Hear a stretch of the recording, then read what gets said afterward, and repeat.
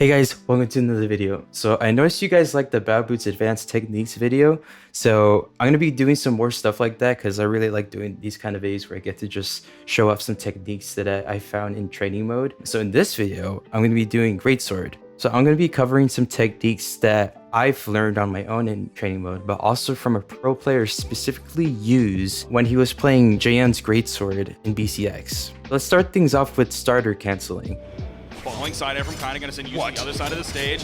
Oh my gosh! So as you guys probably know, if you're like a Greatsword enthusiast, you can just do a dash to cancel to the starter. So sidelight to end light. But there's another way you can actually do starter canceling without moving horizontally. So I actually used to use this back when Greatsword just got released. I would go sidelight and then jump chase dodge down to a down light. And so you would just stay in place and you get to use the starter attack. And as I've been reusing the tech, since I've been going through like the ledge breaking stuff, I started to see using it, which actually is so cool. I've seen them use it quite a bit.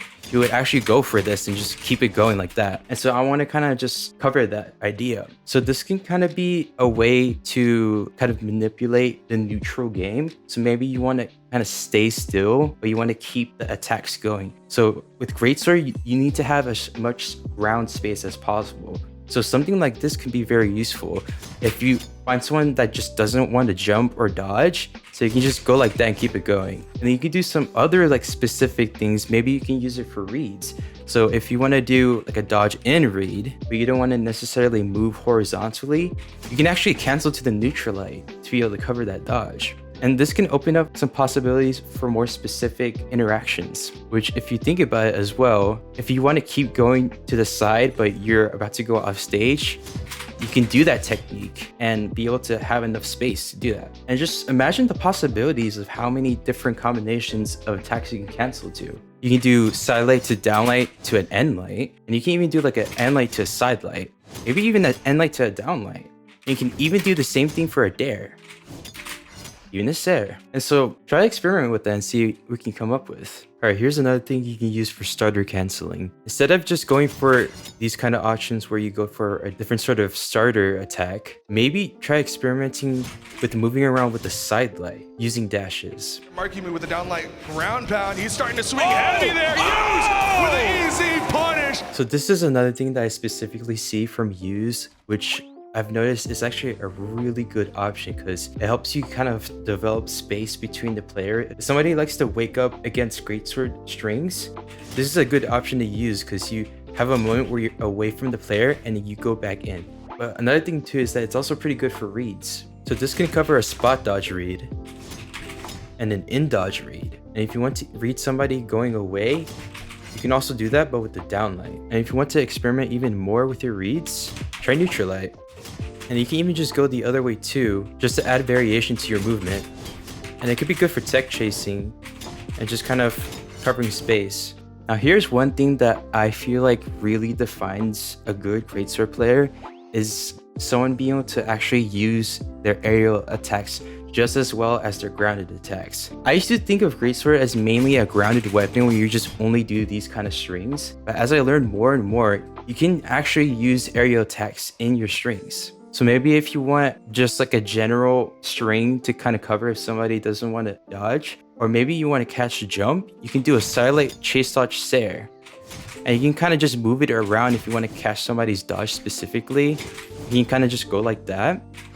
But you can kind of just keep yourself moving and make sure you're like as unpredictable as you can. And aerial attacks are also good off of doing like neutral light finishers like this. And if you're in the air, you can do different sort of combinations with this stuff. Like you can do like a dare to a juicy D light, or you can do like a dare to Sair if you don't jump, you can just do that. Or dare to recovery. Dare to recovery actually has a lot of potential because you could basically cover every single dodge if you just know where they're going. So you can just stand still and cover a spot dodge, or even an up dodge, and then you can do like an away dodge if you move just slightly, even a down dodge as well. So you can basically cover every single dodge if you just simply move right where they're going. And so you can kind of do different sort of combinations with attacks like this. And some things some Greatsword players like to do is that you can use recovery to kind of cover a lot of space like this. Also, here's one option that you don't have to necessarily use, but it could be interesting in some cases. So if you ever tend to use ground pound a lot of the time, like on the ground, you can actually use end light after, up to like about 1 dodge frame. And in higher damages, you can also do like a chase dodge nair after and kind of just bring them up. Maybe even a Sarah if you're feeling it extra fancy. Now here's another thing that I feel like is extra underrated is using GC options. So I would recommend using GC end light if you're doing like sort of vertical strings, because it can add more variety to your combos. And then GC D-light is like way too good of a wake up option. Like you can just basically use this like anytime because it hits both ways. And then side light is like very underutilized because 1, it covers a lot of space. 2, it's also unpredictable because not many people use this. 3, because of it having a lot of range, you can kind of just stay back and just use this to cover space. And 4, it has a lot of force. So if you have somebody in the air, you can cover fast falls with the GC side light. Now, some other things you can use GC attacks for is for grounded reads. So if you tend to use neutral light, jump GC D-light is actually pretty good in covering both ways. If you are unsure if they're going to either do a dodge in or a dodge away, or maybe even a spot dodge. So you can just basically do this every single time and just cover as much space as possible. One thing that I've been starting to use is GC end light. So GC end light actually covers the ground as well when you're doing a GC. As you can see, it hits quite low. And so in that mind, you can kind of just wait and react to people's dodges. And then you can kind of just automatically do this to cover quite a lot of dodges. So as you can see, I did an up dodge read. You can even do an in dodge read if you just stand still. Maybe even a spot dodge read. And an up in read. And so this could be good for tech chasing. You can kind of just wait in place. So I'm gonna set the bot to random, see if it can like react to some of the dodges.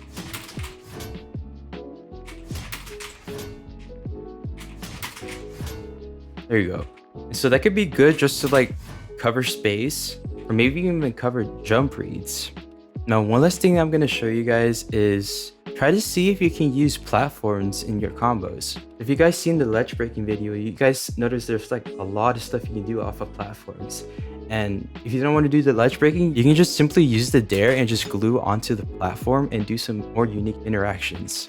So since you're hitting the aerial and grounded versions of dare, it basically like doubles the stun time. And as you can see, the dodge windows are quite low. And sometimes if you use dare, you can have dare kind of just go up, but you're still on the ground. And so you can do stuff like this. Or maybe even this. And so see what you can do with that. And remember, you can do some crazy stuff with platforms like dare to GP and even Sarah to GP. So I hope you guys learned a few things with Greatsword that you probably never seen before. And yeah, this was really cool to just dive in deeper into Greatsword. And it's cool seeing Yuz apply some techs that I've used before. I just wonder if he's gonna use ledge breaking. I'll be curious to see what he does with that in the future. Hopefully you guys enjoyed the video. Thanks for watching. I'll see you later. Bye-bye.